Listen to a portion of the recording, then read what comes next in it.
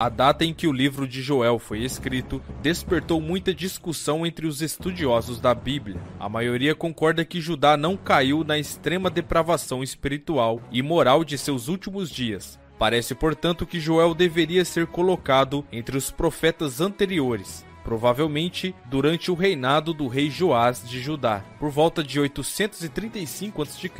Se isso estiver correto, então Joel teria sido contemporâneo de Oséias e Amós. O principal tema de Joel. Um tema principal das profecias de Joel são os seus ensinamentos sobre o dia do Senhor, quando Deus julgará severamente seu próprio povo e o resto do mundo. O profeta declara: "Ai do dia, porque o dia do Senhor está perto. Virá como destruição do Todo-Poderoso." O dia do Senhor não é um momento para esperar. A Bíblia revela que será um período de sublevação universal sem precedentes antes da volta de Cristo. Um tempo de punição divina sobre as nações. Profecias de Judá. O foco principal de Joel é Judá. Ele faz referência a Jerusalém e ao templo ali localizado. Observe os seguintes versos: "A casa do Senhor e os sacerdotes que ministram ao Senhor. Tocai a trombeta em Sião, no meu santo monte. Os sacerdotes que ministram ao Senhor chorem entre o pórtico e o altar, porque ao monte Sião e em Jerusalém haverá livramento, quando eu trazer de volta os cativos de Judá e de Jerusalém. Então Jerusalém será santa, e Judá permanecerá para sempre, e Jerusalém de geração em geração, porque o Senhor habita em Sião. O reino do norte de Israel e outras nações não escaparão dos eventos calaminosos que cercam o dia do Senhor. Muitos dos sinais, maravilhas, pronunciados contra Sião e Judá nunca aconteceram antes, e são previsões para tempos ainda no futuro. A fome irá prevalecer. Nesses tempos difíceis, até os animais anseiam por um tempo de paz. Como gemem os animais, os rebanhos de gado estão inquietos, porque não têm pasto. Até mesmo os rebanhos de ovelhas sofrem punição. O fogo devorou as pastagens abertas, e uma chama queimou todas as árvores do campo. Também os animais do campo clamam a ti, porque os ribeiros de água secaram. Padrões climáticos extremos, como frio ou calor severo, inundações e secas, e os incêndios florestais que frequentemente acompanhavam as condições de seca, podem devastar a produção agrícola de qualquer nação. Isso tornará os fazendeiros incapazes de fornecer alimentos suficientes para o grande número de pessoas que vivem em nossas grandes cidades. Isso resultará em escassez de alimentos básicos. Deus controla o tempo. Deus controla o clima e pode usar esse poder para punir as nações que o rejeitam flagrantemente às suas leis. Joel proferiu este aviso: "Porventura, o mantimento não está cortado diante de nossos olhos, a alegria e o regozijo da casa de nosso Deus?" Cristo predisse que no tempo do fim haverá fomes em vários lugares. Durante a dedicação do templo, o rei Salomão entendeu que era o pecado que causava tais condições. Veja, quando os céus se fecham e não há chuva, porque eles pecaram contra ti. Observe as mudanças anormais e destrutivas nos padrões climáticos em todo o mundo. A desastrosa praga de gafanhotos. Joel descreve uma vasta nuvem de gafanhotos escurecendo o céu, percorrendo sobre a terra e destruindo todas as coisas verdes em seu caminho. Joel 2, verso 27. O destrutivo enxame de gafanhotos é usado como analogia a um futuro exército invasor, aproximadamente os assírios, que ocuparia e devastaria a nação. O mundo antigo abundava em exemplos de comparação de exércitos como gafanhotos, ou vice-versa. Na verdade, o gafanhoto era uma figura comum dos exércitos dos reis neo-assírios. Deus se refere aos gafanhotos como seu exército, em Joel 2, verso 11. Prepare-se para a guerra. Joel descreve um poderoso exército invasor que tem implicações para o futuro. Veja, pois uma nação se levantou contra minha terra, forte e sem número. Seus dentes são dentes de leão. Além disso, ele descreve um grande exército como um imenso poder militar. Veja, um povo veio grande e forte, como nunca existiu, nem jamais haverá, tal depois deles, mesmo por muitas gerações sucessivas. Em Joel 3, verso 12 declara: Despertem-se as nações e subam ao vale de Josafá, pois lá me sentarei para julgar todas as nações vizinhas. Alguns equivocadamente igualam o vale de Josafá ao nome Armagedon, mencionado em Apocalipse 16, verso 16. Armagedon é traduzido no nome hebraico Ar-Megido, que significa Monte de Megido, localizado em um grande vale. Esta grande planície em forma de tigela de Jezreel, situada a cerca de 88.500 quilômetros ao norte de Jerusalém, é o local onde os exércitos se reunirão, onde a batalha final acontecerá. Joel e outros autores bíblicos dão a resposta. A partir de um local de encontro na planície de Jezreel, as tropas avançarão para o sul em direção a Jerusalém, no Vale de Josafá, que significa julgamento do Eterno. Observe que Deus reunirá todas as nações para a batalha contra Jerusalém no dia em que ele voltar, e seus pés estarão no Monte das Oliveiras. Esses lugares descrevem uma área nas proximidades de Jerusalém, onde a batalha será travada, e não estão localizados perto do Armagedon ou da planície de Jezreel. Jerusalém será o ponto de foco dos exércitos de todo o mundo, que se reunirão para a batalha do grande dia do Deus Todo-Poderoso. E este é o local onde Cristo, em seu retorno, vencerá e destruirá as forças opostas. Nas profecias de Zacarias, isso também fica bem claro. Vou deixar o link aqui na descrição da história do profeta Zacarias. Muito interessante também. Dá uma passada lá depois. Continuando, Joel e o livro do Apocalipse. Certas profecias de Joel têm associação com as descrições do último livro da Bíblia, Apocalipse, como mostram os seguintes versículos. Primeiro, a praga e a fome dos gafanhotos. Segundo, guerra sem precedentes. Terceiro, sinais celestiais.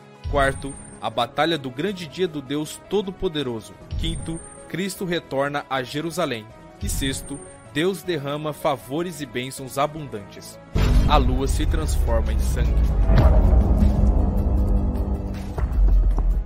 Como devemos entender Joel 2,31, que diz: o sol se converterá em trevas e a lua em sangue? Alguns igualam isso aos eclipses solares e lunares e a chamada lua de sangue. Inclusive eu tenho um vídeo também falando sobre a lua de sangue da Bíblia, irmãos.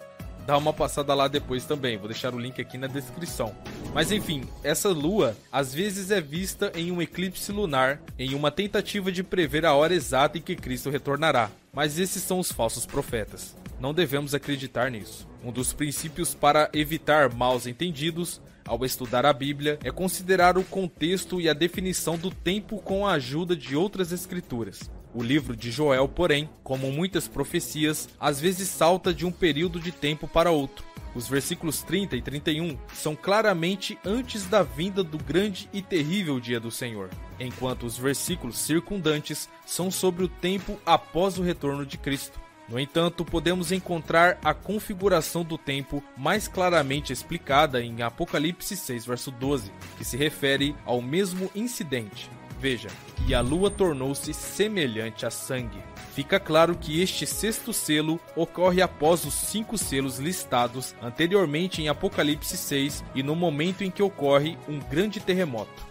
Vale lembrar que o livro do Apocalipse não é um livro cronológico, mas esses fatos do Apocalipse 6 estão ditos em ordem cronológica, porque o cumprimento final dos primeiros 4 selos já aconteceram. No nosso vídeo Os 4 Cavaleiros do Apocalipse, um documentário de quase meia hora, explicamos detalhadamente isso. Dá uma passada lá depois também, vai ajudar bastante a compreender isso. Continuando, e o 5º selo descrito em Apocalipse 6, verso 9 a 11, e Mateus capítulo 24, dos versos 21 a 22, não foram concluídos e nem o grande terremoto de Apocalipse 6, verso 12. Portanto, o evento da lua se transformando em sangue não pode acontecer até que os incidentes de abalar o mundo, descrito nos primeiros 5 selos, ocorram.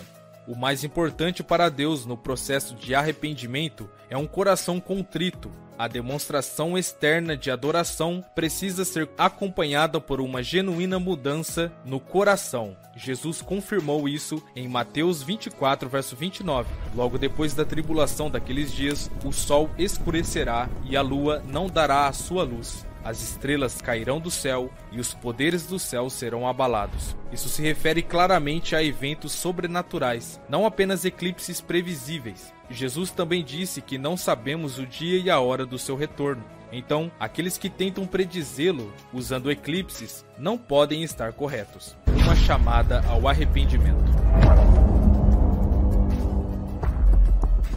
À sombra da iminente desgraça e destruição, Deus implora ao povo que o busque e adore humildemente. Deus disse: voltem-se para mim de todo o seu coração, com jejum e com pranto. Portanto, rasguem o seu coração e não as suas vestes. Ele continuou: volta para o Senhor teu Deus, porque ele é misericordioso, tardio em irar-se e tem grande benignidade, e ele se abstém de fazer o mal. O mais importante para Deus no processo de arrependimento é um coração contrito. A demonstração externa de adoração precisa ser acompanhada por uma genuína mudança de coração. Cristo condenou os líderes religiosos de seus dias por terem uma forma ou aparência externa de religião que não vinha do coração. Veja, assim também vós exteriormente pareceis justos aos homens, mas por dentro estáis cheios de hipocrisia e de ilegalidade. Ele afirmou que tal adoração a ele é feito em vão. Bênçãos seguem aos que estão arrependidos de coração. Após o arrependimento, Deus promete que terá zelo pela sua terra e se compadecerá do seu povo. A bondade de Deus será derramada sobre o seu povo. Veja, os habitantes ficarão satisfeitos com grãos, vinho novo e azeite, chuva na época certa, abundância de comidas para todos, pois está escrito: o meu povo nunca será envergonhado. Após o retorno de Cristo. Mudanças importantes ocorrerão quando Jesus Cristo retornar para governar toda a terra. Veja os versos. Ele voltará a habitar no meio de Israel, e nenhum outro Deus falso será adorado novamente. Derramarei o meu espírito sobre toda a carne. Observe que ele estipula todos os povos e nações. Aqueles que invocam a Deus receberão a salvação. Deus habitará em Sião, e por ele habita em Jerusalém. A cidade será declarada santa, ou separada das outras cidades. A cidade permanecerá de geração em geração. As bênçãos agrícolas serão abundantes. Deus novamente enfatiza que ele viverá em Jerusalém. Essas escrituras são profecias de eventos alegres do tempo do fim que ainda não ocorreram. Sob inspiração, o apóstolo Pedro declarou que nenhuma profecia das Escrituras tem qualquer interpretação particular, porque a profecia nunca veio por vontade do homem, mas os homens santos de Deus falaram movidos pelo Espírito Santo. Pode ser perturbador reconhecer que a Bíblia prediz eventos que abalarão o mundo em um futuro próximo. Deus inspirou essas profecias e elas certamente ocorrerão. No entanto, esteja sempre atento às muitas profecias que também prometem esperança, alegria e felicidade. Jesus Cristo deseja que vigiemos, portanto, e oremos sempre para que sejais considerados dignos de escapar de todas essas coisas que hão de acontecer e de comparecer perante o Filho do Homem. As escolhas que fizermos determinarão se essa promessa se tornará realidade em nossas vidas.